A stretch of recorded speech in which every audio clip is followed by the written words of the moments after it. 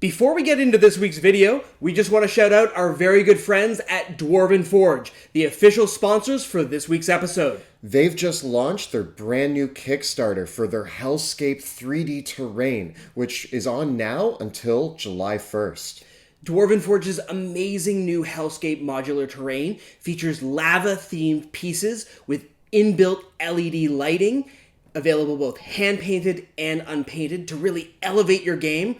I have backed all 6 of Dwarven Forge's previous Kickstarter campaigns, from the dungeons to the cities to the castles and more, and I have never once been disappointed by their amazing results.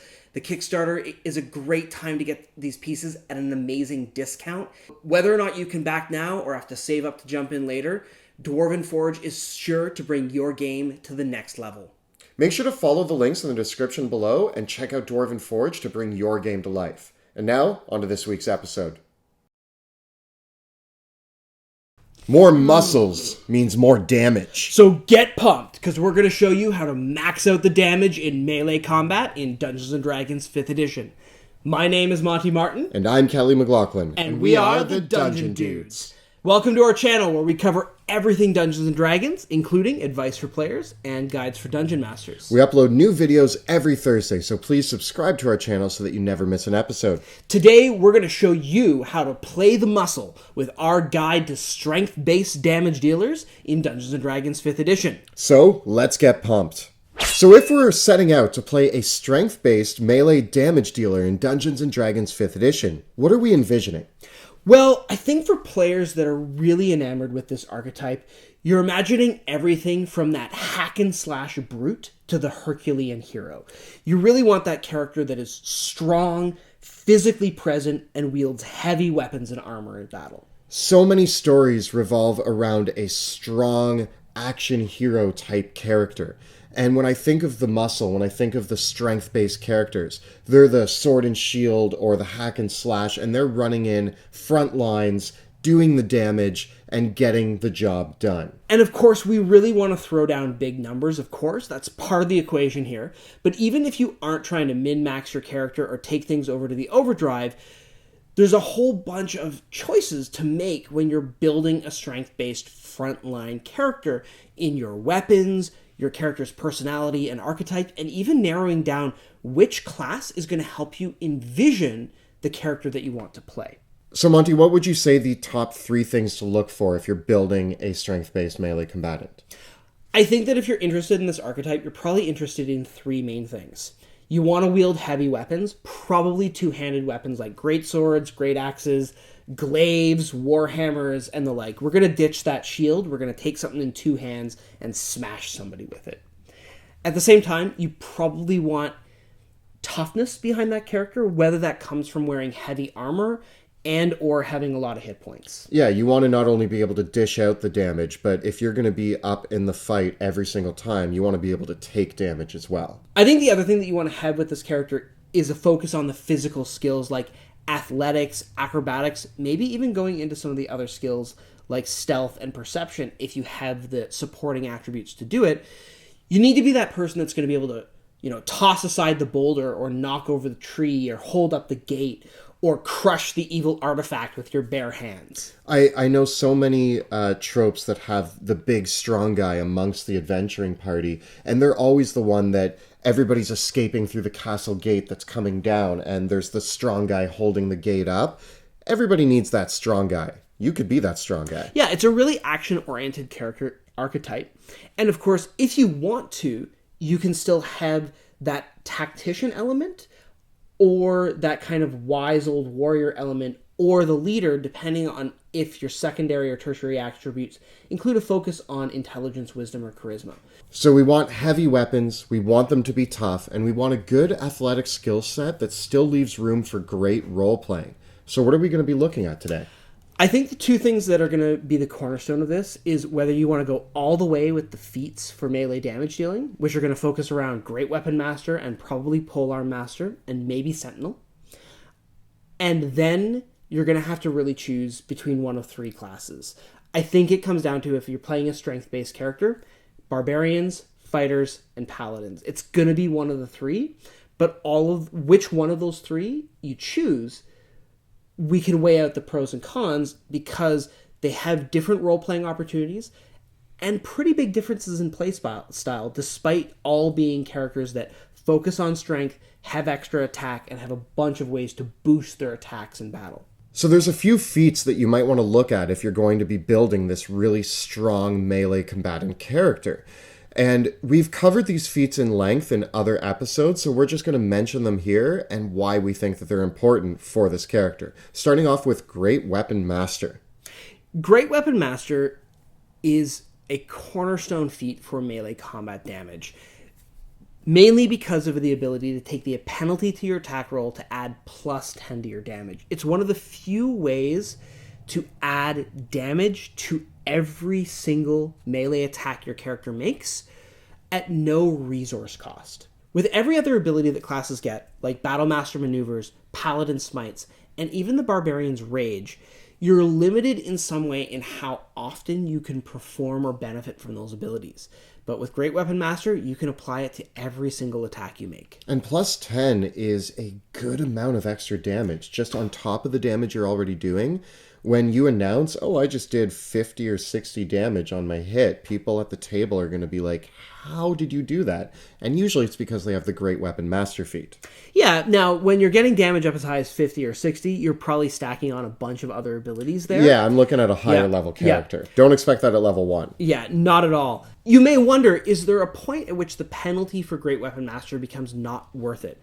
And from a lot of the math that we've run and that others in the community have also contributed to, the drop-off point appears to be somewhere around an AC of 18. So if you see some foes running towards you with plate armor, you might not want to use the penalty from Great Weapon Master. Yeah. But if you have other ways to offset that, such as advantage on your attack rolls or a friendly ally giving you the Bless spell, that makes it even better. We should also talk about POLEARM Master as another excellent feat. Mind you that this does kind of require you to take a certain weapon type, which does mean that you're playing a certain type of character. For example, I played a character who I really, really wanted him to carry a two-handed sword, so the POLEARM Master didn't really work with that idea that I had. Unfortunately, POLEARM Master makes such a big difference in the damage output because being able to weaponize your bonus action with POLEARM Master is a huge source of extra damage, as well as that reaction attack when someone enters your reach comes up a lot. Yeah. Yeah. And I do think that if you are playing a strength-based character and you want to output a lot of damage and make yourself a useful tool in battle, I think that the POLEARM Master is such an incredible way to go. Just doing the raw comparison of a character that has both POLEARM Master and Great Weapon Master, but only a strength score of 16, compared to a character that uses a great sword and has a strength of 20, POLEARM Master and Great Weapon Master together come out ahead. If you play a variant human and take one of those feats at first level and the next one at 4th, you're hitting 5th level with your extra attack feature, with massive amounts of an upswing in damage. And it's just so useful and incredible. Speaking of classes, we have 3 major classes that we're talking about today. We're talking about the Fighter, the Barbarian, and the Paladin as the 3 best melee combatants. Yeah, and this is because all 3 classes are classes that offer the extra attack class feature, gaining a second melee attack at 5th level, and in the case of the Fighter, more. And all 3 of these classes have other attributes between Smite, fighting styles, action surge, rage, that boost their ability to deliver melee attacks in some way. All 3 of these classes have different benefits that work in different ways for damage output and basically versatility on the battlefield. None of them are really better than the others, but we are going to be talking about things like damage output and other uses of their skills and abilities. All of them are proficient in all of the martial weapons. Some of them get great armor options. Yeah. Barbarians who don't get heavy armor still have a class ability that give them really good options for their AC to be pretty high. But all 3 of these characters play very different roles in the party, and we should talk about that. So, Monty, you made 3 characters, 1 Barbarian, 1 Paladin, and 1 Fighter to crunch some numbers, didn't you? Yeah, so what I did was I made an 8th level character of each of these classes. Yeah. All of them were variant humans, and I made them all using the stock standard array. So all the characters started off with 16 strength. I then took Great Weapon Master and Polearm Master as soon as I could. I took Polearm Master as the variant human feat for all of them, and then Great Weapon Master at 4th level with all of them. And then from there, I boosted their strength scores whenever they gained an ability score increase. For the Barbarian, I chose the Zealot. For the Fighter, I chose the Battle Master. And for the Paladin, I chose the Oath of Vengeance. And then I just compared them in terms of what they're capable of doing and what their output is. If you're interested, I've included PDFs of all their character sheets and links in D&D Beyond if you want to see how these characters were built. You can find those in the description below. So you built all 3 of these characters at level 8. So the question is, what's the significance to you of level 8? Level 8 is when every character gains their second ability score increase. So that's the first time that any character, regardless of whether or not you're playing a variant human, could take both Great Weapon Master and Polearm Master. Second of all, it's because very few campaigns, in my experience, reach beyond level 11 to 12. That's often when campaigns tend to peter out because of either life or that's when the story's run its course. Yeah, in most campaigns, even the pre-written modules tend to only go to level 15. Yes, yeah. There's some rare exceptions, but most of them, level 15 is where you cap out. So designing a character that doesn't reach their peak potential until level 14 means that you're just not playing at full capacity until you get to the final battle of the entire campaign. So yeah, I wanted to see characters that were going to come out really, really strong really early. And here's what we found with this. In terms of raw damage, the Barbarian is the king. And that actually surprised me. I assumed going into this that the Fighter was going to take the cake for the best damage output, and the Barbarian was going to take the cake for the best damage absorption. But this is the distinction, is that this is the average damage that this character will deal round over round. And the big thing that makes the Barbarian tick is rage and reckless attack.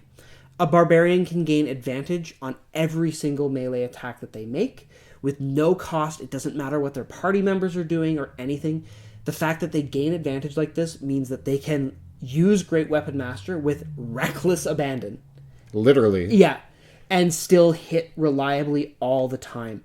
When you combine that with the Zealot Barbarian getting an extra bit of radiant damage on their first attack that lands each round, you get something really impressive. I chose Zealot instead of the Berserker because I had Polearm Master and I don't need to get the bonus action from the Berserking Rage feature. Yeah, the Zealot Barbarian just works better with the feats that we've mentioned, and it's just a really strong choice. Not only that, but if we want to talk about other great things, the Zealot Barbarian has a really hard time dying. So not only are you outputting a ton of damage, you're not going down easy. Yeah, now you could go with a Bear Totem Barbarian here with slightly less damage, but a little bit more utility and resilience. So both of those work. What I saw is that on average, a Raging Barbarian with Polearm Master, Great Weapon Master, a strength score of 18, going all out, gets about 35 to 40 damage per round on average with all the chips down at level 8. Yeah, that is excellent, and that's going to slay a lot of enemies in one hit, and you're going to be able to really stand your ground and deal out some massive blows. This character does about 20 damage on each attack they make, which is insane. But with the 3 attacks, you're probably going to miss at least once, and that's why the average kind of falls around 35 to 40. Yeah, the assumption being that you land 2 of your 3 hits. Yeah. So that's the output of the Barbarian. When we look at the Fighter, they have things like Action Surge that can really push them further. I'm guessing that means that their general output is going to be less than the Barbarian, but they can push if they need to at one point in a battle to excel at delivering a lot of damage. So the Fighter doesn't do as well as the Barbarian for one reason and one reason only. The Fighter, without advantage on their attacks, without their own way of gaining advantage, their average damage is only about 25 points per round. They gain a little bit of headway because the Fighter at 8th level has now had extra ability score increases, so they have a strength of 20. So that makes them a little bit more accurate. But if they're not using any of their Battle Master maneuvers, and if they're not gaining advantage on their attacks, their damage output isn't going to be as high as the barbarians. With the fighter, if you're playing the Battle Master, or even if you're playing the Eldritch Knight or the Champion, the fact is that you need to be a little bit more tactical with your positioning and the way that you're using your abilities to get yourself to a place where you can output massive damage. You need to use things like trip attacks or certain spells or things to gain that advantage, whereas the Barbarian basically can have advantage whenever they want. Yes, the fighter that gains advantage on their attacks does almost as well as the barbarian, and definitely does as well as the barbarian as soon as they start using action surge and battle master maneuvers. The problem is that those things are limited resources. So in a long-term grind out battle, the barbarian will probably pull ahead of the fighter, who once their maneuver dice run out, once they've used their action surge, they don't really have the means of keeping up unless their party is helping them out. So then I'm going to ask, why pick the fighter over the barbarian if you want to dish out damage? Because if you have really good teammates that can help you set up that amazing action surge, you're going to spike your damage in a single round much higher than that barbarian can. Because if you're a fighter and you're set up to action surge and you make 5 attacks on one target, that could slay a major enemy. And so with the fighter, that tactical element, that teamwork element, set you up for more success than the barbarian, who the barbarian can't gain advantage from their allies. They already have advantage on their attacks. There's nowhere to go from there. The barbarian is the person who just runs into battle not caring about the plan and just saying, Yes. I'm going to kill everything. The fighter is the one who's making the plan with their teammates. Exactly. So the plan matters a lot more to the fighter than the barbarian does.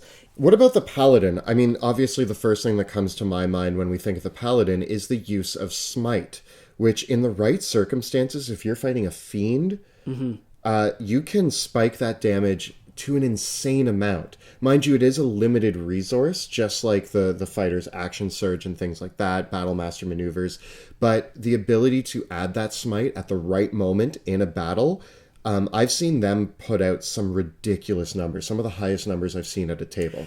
So the paladin, round over round, if you just compare their raw potential compared to the other classes, they're the lowest at an average of about 20 to 25 damage per round. That makes sense, but they're spiky. They can spike. Okay, they are, because this is not accounting for the paladin using smites, swearing their oath of enmity, and the other spells and other support abilities that the paladin brings.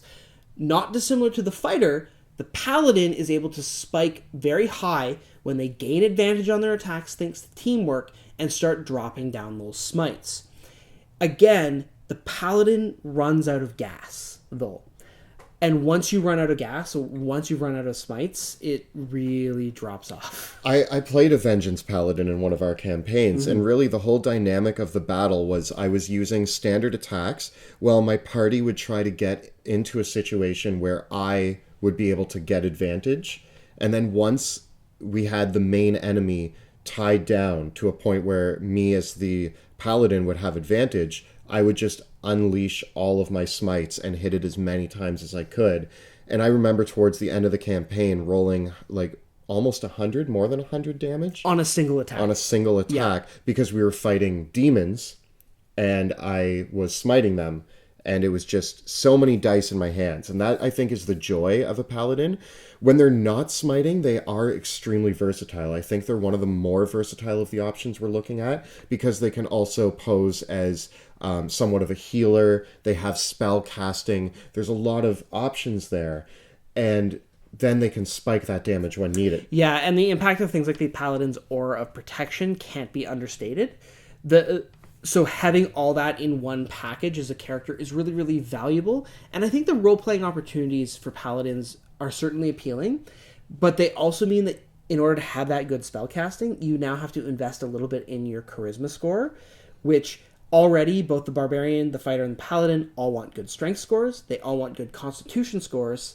And now the paladin has a third ability score to worry about, which the other two classes don't. I would love to see a party that has a barbarian, a fighter, and a paladin in it, and just see how much damage they can do against an enemy in a single combat. Just the fact that the fighter has things like trip attack and can easily knock people prone as a battle master, would mean that the Paladin Could come in and jumps, smite jumps way up. Yeah. with advantage. Yeah, and that's where your other party members as well. If you have party members like a cleric or a bard that are going to be providing spells like Fairy Fire or Bless, that's going to make a really big difference for the paladin and the fighter, but not so much for the barbarian who's already got advantage on all their attacks. Yeah, that was a big thing at the table with my barbarian. Is every time everybody was happy when we got the enemies into a position for advantage, and our barbarian was always like, "Oh yeah, I already have advantage. It doesn't really matter to me." A barbarian is very much kind of the lone wolf in combat, where they're just always going to run in. And it's worth mentioning as well that the barbarian gains advantage at the expense of granting advantage to everyone that attacks them. Now that actually has a tactical benefit to it because it's compensated by the fact that the barbarian's raging, so they take half damage from bludgeoning, piercing, and slashing attacks. How often would you reckless attack if you were a barbarian? Probably all the time. The barbarian doesn't have the armor class or the defenses of the paladin or the fighter, but the fact that they're having all that damage is difficult to quantify. It makes them really tough. It does. I've seen barbarians go through hell and back in a single round of combat where it would have killed any other character. Yeah. And they've still stood back up. Yeah, and especially if you go with the ancestral guardian instead of the zealot or the berserker or the totem barbarian, that really amps up that tankiness behind that character. So I think that the bottom line of all three of these is that they're all amazing. Yeah, they're all amazing, and it depends on what you're looking to roleplay. Yeah. The barbarian is better at running headfirst into combat, not worrying about strategies or plans, and just swinging their weapon as hard as they can. The fighter gives you a lot of more tactical options in combat, and you want to look for the places to really spike your damage. And the paladin, who's very versatile with its healing and defensive abilities, can still, in the right circumstances, push their damage far beyond some of the other numbers. But in general, the barbarian's going to output the most damage. Even though the barbarian has the top round over round on average damage, there's so much more to consider between teamwork and role-playing that makes the decision of I just want to crank my damage to the max much more complicated than that. Over the years of this community, there have been many fantastic spreadsheets and mathematical breakdowns by users on Reddit, OnWorld, and many other D&D communities that break down the exact numbers behind all these different character builds. And we're going to include links to some of those in the comments and descriptions below so that you can check them out if you want to see those firsthand. I do want to say that this high level of min-maxing, of eking out the most damage you can possibly do, isn't always necessary in a real-world campaign. I think that both Monty and myself are big fans of putting role-playing and storytelling first above min-maxing, but it is nice to have a character who is competent in battle and can deliver what you set out to do. So we're not here to talk about maxing out and doing maximum damage round after round. That is kind of what we're talking about, but in a way that I think we want to focus on what are the other aspects of this character? Are you going to have fun playing them? Yeah. It gets boring when you're just like, I attack, I attack, I attack. You want to talk about how you're attacking. What abilities are you going to use? How are you taking on the combat?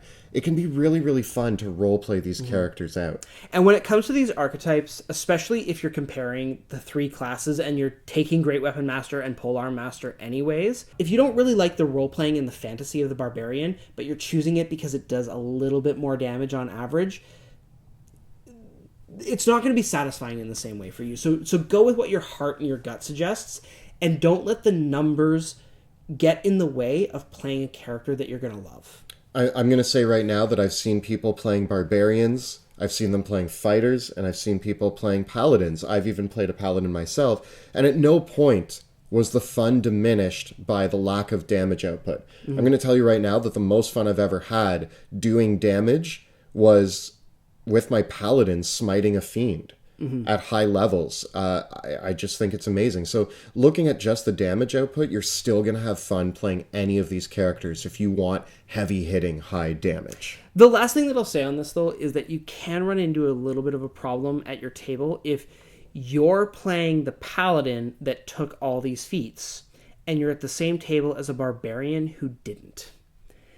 And that's where that person who's playing that barbarian might be feeling a little bit left in the dust, because the impact of Great Weapon Master and Polearm Master is huge and catapults any character that takes them over a character that doesn't. And so it can sometimes cause a little bit of conflict at the table if a player hasn't kind of followed all these strategies and is expecting to be the big damage dealer, and then you show up at the table and be like, no, smite. I think that this is actually an important point about talking to the other players at the table. I know that I have actually seen this at a table where a character who was meant to put out a lot of damage was putting out less damage than another character that they thought wouldn't be doing as much as them, and it was a little disheartening for that character, because they were there playing their barbarians saying, I'm only doing like 15 damage per attack, and meanwhile these other people are putting out all of this. The one thing that I like to think about is I just like role-playing my character, and if it feels true to what I pictured them, then great. Like I said, I made a paladin with a two-handed sword because that is the image I had in my head, and even though Polearm Master would have bumped up my damage even further, that isn't the character that I wanted to play. I wanted to play the sword-wielding half-orc barbarian. Yeah. And it worked really well. I still had a great time putting out the damage that I needed to. Yeah, and there's so many other elements of these characters that you can enjoy beyond just dealing damage. With a physical presence on the board, there's so much creativity and room for improvisation in the midst of battle that can be more effective than just, I attack. I've seen moments where a fight was breaking out in a hallway next to a locked door, and our barbarian spent his action slamming himself against the door, making strength checks to burst it open so that they could escape.